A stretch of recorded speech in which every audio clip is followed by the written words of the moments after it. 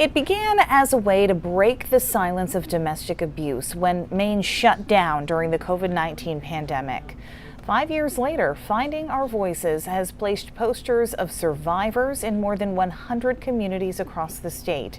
The nonprofit is also helping break the cycle by providing funding for emergency shelter to free legal help so that victims can rebuild their lives. News Center Maine's Vivian Lee has more from Portland. As a pre-dental major at the University of New England, Lily Des Roberts was on her way to becoming a dentist, a lifelong dream. However, her relationship also began to take a dark turn. And as time went on, he kind of just became more controlling, would use Life 360 to stalk my every single move, and just would not let me hang out with my friends. Her boyfriend, who she had started dating her senior year in high school, was eventually arrested for domestic violence and terrorizing. After he bailed out of jail, Lily says he promised to go to AA meetings and get help. But after he started to threaten her, she cut off all contact and got a protection from abuse order, an experience that was eye-opening for people around her, especially her parents. They just didn't like him as a person, but they didn't realize how bad it was and the extent it was. Lily is among 50 survivors participating in the Women in Windows Domestic Abuse Awareness poster campaign.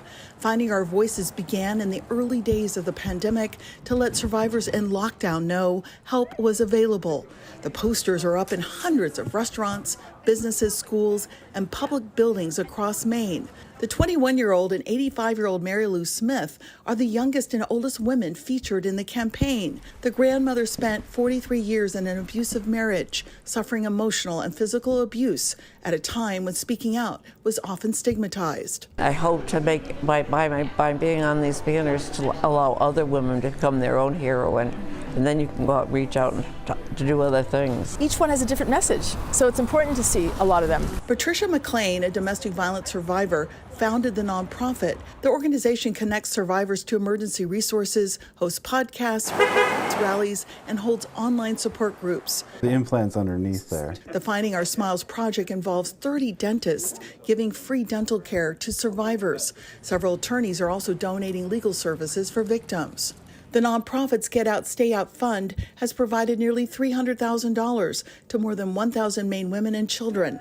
The money goes to emergency shelter, security deposits for housing, car repairs, and other financial assistance. There's too many women that are trapped and that need to get out, and they also need help getting on their feet because the financial abuse, which is such a part of it. Lily, now a junior, hopes to do her part by giving survivors a chance to smile again when she becomes a dentist one day. In Portland, Vivian Lee, News Center, Maine.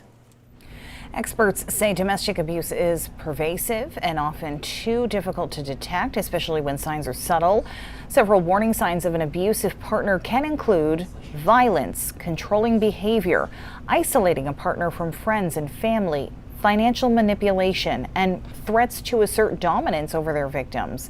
If you or someone you know is experiencing any of this, you can call the Maine Domestic Violence statewide hotline at 1-866-834-HELP.